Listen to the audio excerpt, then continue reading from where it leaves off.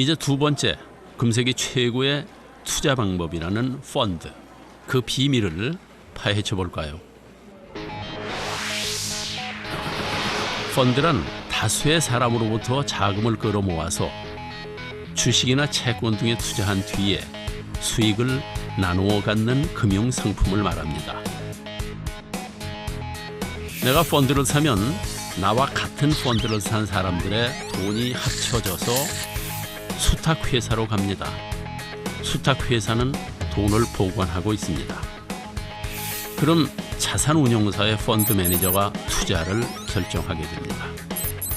이제 수탁회사는 가지고 있던 돈을 투자합니다.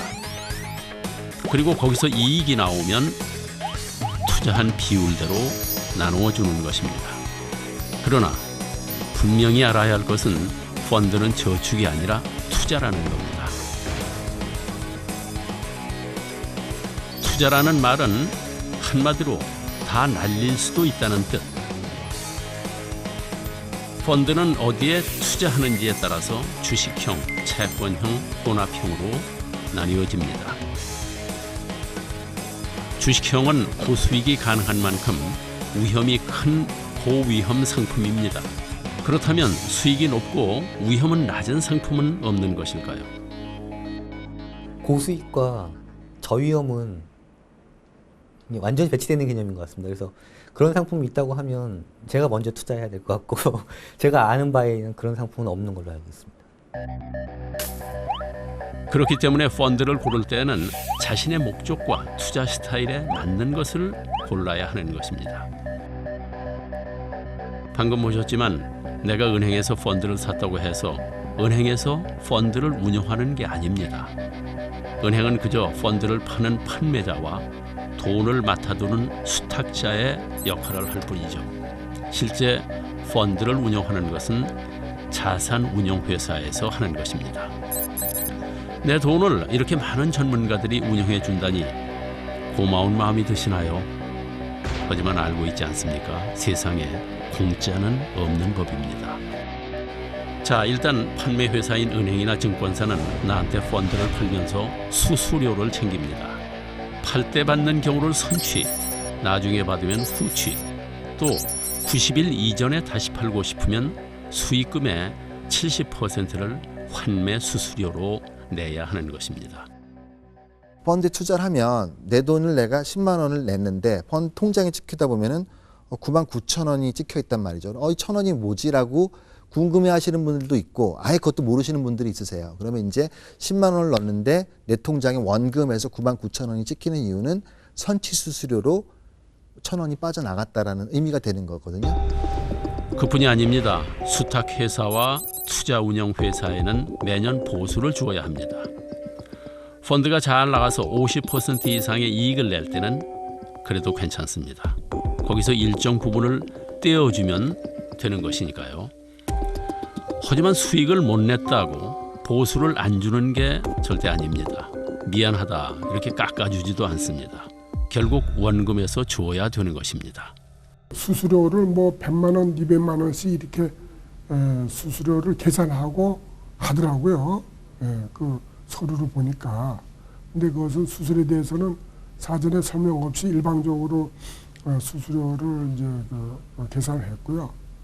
또 그 상한길이 됐을 때에 그 원금과 이자를 줄 때에는 자네들이 일방적으로 그러니까 회사 자체의 이익금을 먼저 다 챙기고 이익이 없으면은 그 고객에게 그 원금에서 일방적으로 삭감한다 하는 것을 제가 나중에 알았습니다.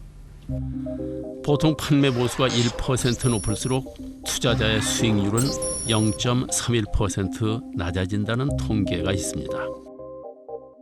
1%가 뭐 그리 대단하냐 이렇게 생각하실 수 있습니다.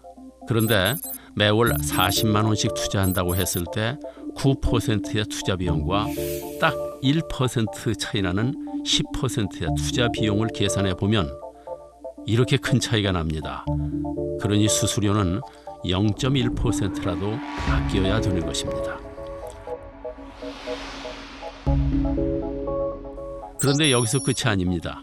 수수료와 보수는 그저 보이는 비용일 뿐이고 보이지 않는 비용이 또 있습니다. 주식을 한번 사고 팔 때마다 증권사에 내는 수수료가 있습니다. 펀드를 운영하는 펀드 매니저들이 사고 팔 때마다 나는 모르지만 거기 숨어있는 그 비용들이 계속 발생을 하거든요. 바로 주식 매매 수수료, 주식을 매매할 때마다 지불해야 되는 비용입니다. 그런데 증권거래가 얼마나 빈번한지를 말할 때는 매매 회전율이라는 말을 씁니다. 매매 회전율이란 고객의 돈으로 주식을 샀다가 다시 돈으로 환매하는 것을 말합니다. 이렇게 한 바퀴 도는 것을 회전율 100%라고 합니다. 자산운용회사가 우리가 모아준 100억 펀드로 주식을 다 샀다가 그대로 다 팔면 매매 회전율은 100%입니다. 미국은 평균 100%입니다. 그럼 두 바퀴를 돌리면 200%, 미국에서는 이 정도만 돼도 깜짝 놀란다고 합니다. 그런데 우리나라의 경우 대형 펀드 중 1,400%, 1,500%인 것이 허다합니다. 심지어 6,200%인 것도 있었습니다.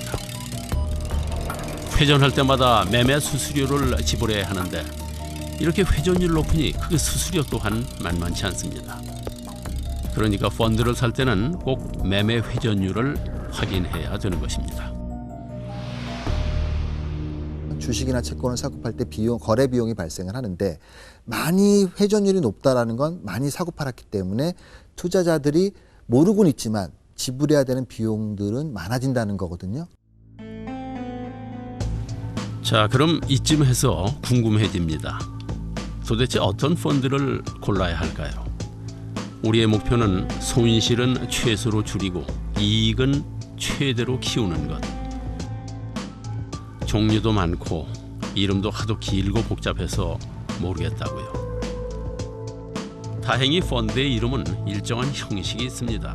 자, 그럼 어떻게 읽어야 되는지 알아보겠습니다. 제일 앞에는 자산 운용사가 나오고 그 다음은 투자 전략이 나옵니다. 다음은 주로 어디에 투자하는지 쓰여 있고 그 다음엔 시리즈 번호를 씁니다. 4라고 쓰면 네 번째 시리즈, 1이라고 쓰면 첫 번째 시리즈를 뜻합니다. 시리즈 번호가 높다는 것은 나름 잘 나가는 펀드를 의미합니다. 그리고 마지막으로 수수료 체계를 표시하는 것입니다. A는 선취, B는 후취, C는 둘 다 없는 경우입니다. 정말 길고 복잡하죠. 그래도 펀드에 가입할 땐 먼저 이름을 보십시오. 어디에 운용하고 무엇에 투자되고 또 수수료는 어떻게 내는 것인지 다 확인해 봐야 합니다. 주의해야 할 것은 또 있습니다. 바로 수익률인데요. 펀드 가입할 때 판매자가 제시하는 수익률은 다 과거의 데이터입니다. 앞으로 어떻게 될지는 아무도 모릅니다. 지금 제일 잘 나가는 펀드라는 건 이미 꼭대기에 와 있다는 것.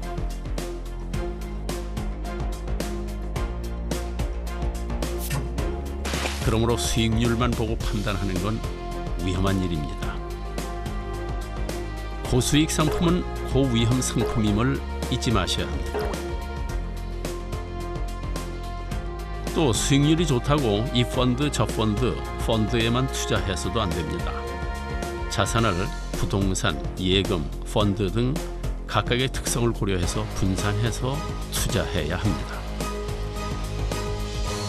내가 그 수익을 좀 추구하는 스타일인지 아니면 수익은 좀 낮더라도 안정적인 그 수익을 기대하는 그 성향인지를 파악을 하신 다음에 성격이 전혀 다른 상품들, 즉 펀드, 예금, 채권 뭐 이런 식으로 이제 부동산 전혀 다른 상품들을 잘 섞는 게 진정한 의미의 분산 투자라고 생각을 합니다.